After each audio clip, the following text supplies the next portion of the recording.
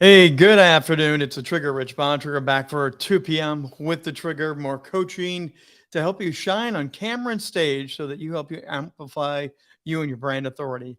It's been another busy day of interviews, conversations, and the last one, I was just on a panel with a group called Poke the Coach. We do this every month.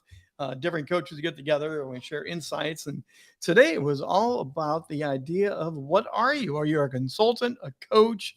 Are you a mentor? But we also got into that discussion of when that camera light goes on, then what are you as well? And we talked about that some yesterday. And I want to pick up that conversation today. Are you camera ready? This is part two of an ongoing discussion to help you be really ready to shine on camera. And part of my discussion that we were just winding down was what do you do to keep yourself present with your on camera when your day, your family, the kid, clients, everything is all messed up? You're angry, upset, you're frustrated, you're a little bit off your game. What do you do when that light goes on? How do you handle that? That's a big part of being camera ready. You really do have to set things aside, compartmentalize this, and find a way to keep your online, on camera persona on target.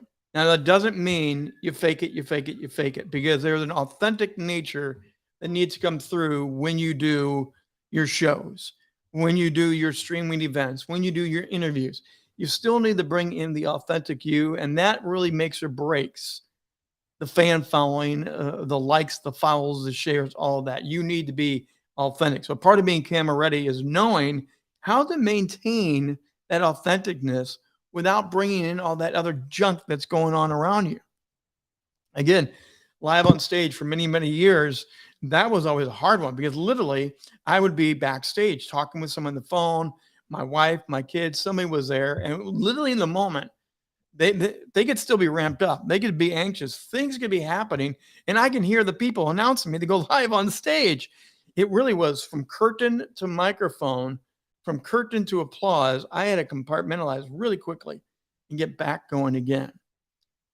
How do you do that when you go live on camera? Are you camera ready? And are you ready to give the best, even when it's crazy in the background or still in your head? Those lingering conversations that come in there. Practice knowing how to do that. Technical stuff is going to happen. You are going to have microphones die. You are going to have Zoom calls where you bop in and out and other things drop out. You need to stay camera ready. You need to still stay in that positive, lovable personality, whatever it is that you are. You need to stay in that and find a way to do that. It's not easy, but that's part of being camera ready. You also need to know what you're going to talk about. Each and every time you turn on that camera, your time is of value. You need to make it of value to everybody. Every day I write down what I'm going to be talking about here today on the 2 p.m. lives. I have a notepad right next to me, or I put it up on a monitor in front of me, but I know what I'm going to be talking about because it's really important that you stay organized and sharp. You only have a certain amount of time to grab people's attention. And that's a big part of being camera ready. Talk about that in a second. But you really need to make sure you know what your talking points are going to be so you can stay focused. An easy transitional conversation, coaching session, whatever it is you have, you want the pieces to connect. It's like Legos. You want to have one click, one click, one click, and it's great how the assembly all comes together. You want to have your plan made that way so it makes sense to those that are getting your material. Now, when you first come on, you do want to have something that's going to grab their attention. You have nowadays 3 to 10 seconds. 3 to 10 seconds to get people's attention. Am I going to stick with this? So do not start with a long, rambling introduction. You want to go right to, here's what we're going to talk about today. Or have you had this struggle? Asking a question to start one of your lives, start one of your streaming shows is a powerful way to hook people in. It identifies what your topic is going to be. It's going to identify the pain point you're going to address. And it can be humorous, it can be serious, but it also lends to kind of the personality of the conversation you're going to get into. So are you camera ready? I used it yesterday. I'll use it today. I've got questions, I've got emails that people are now asking themselves, what does that mean, Trigger? I thought I was camera ready, but now that I'm hearing you explain this, I don't know if I'm really camera ready. You want to perk an interest with that opening beginning to be camera ready. You want to know where you're going to start. So in that countdown again, 3, 2, 1, every day I've got my countdown. I know I'm smiling already backstage before that countdown is done. I'm already camera ready. So when it hits, I know how I'm going to start. Are you that camera ready? Are you that poised? You know how you're going to launch off. Take time to prepare well off stage, off camera, so that you hit the mark so sharply. You grab that audience. They want to know what being camera ready means. They want to know maybe a new trick or two to be camera ready. One of the ways is also to be camera ready. Don't have a lot of jewelry on. When you're on TV, on streaming, on podcasts, you do not want to have a lot of clanging and jewelry. So I don't have watches. Um, Women a lot of time will remove their earrings. They have a big necklace on. Now for camera, ladies, you do want something to get attention. That's a proven. You want something maybe that will reflect more of a flat surface jewelry that will give you more light and amplify, but you don't want something that's got a bunch of beads and loose stuff. You don't have a bunch of clanging bracelets. The audio sound guy will be driven crazy. It will become an annoyance to the fans because you have that other action going on and they want to listen to you.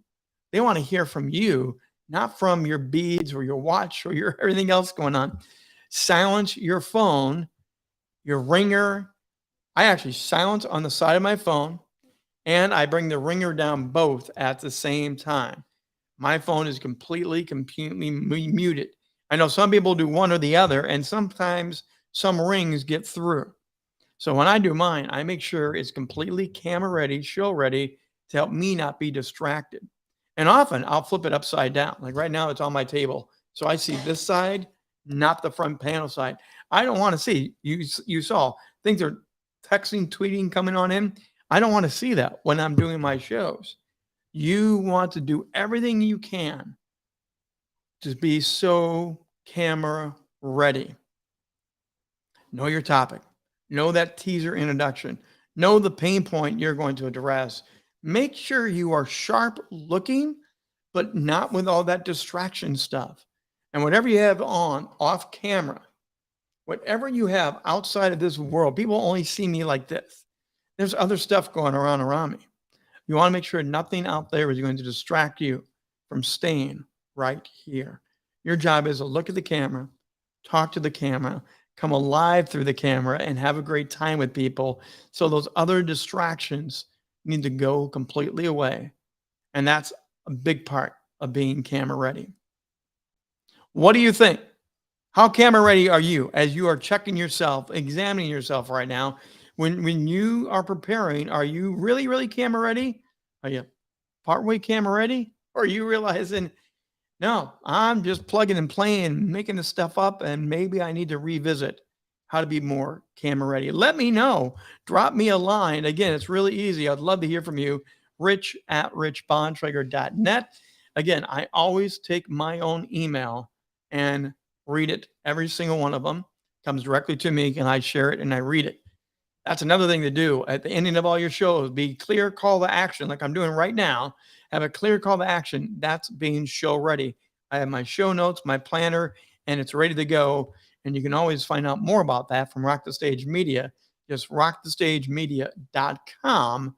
It's a very simple way to get in touch with myself, with my team, and learn more about what we do with Rock the Stage Media, our coaching, our consulting, our live events, our virtual events.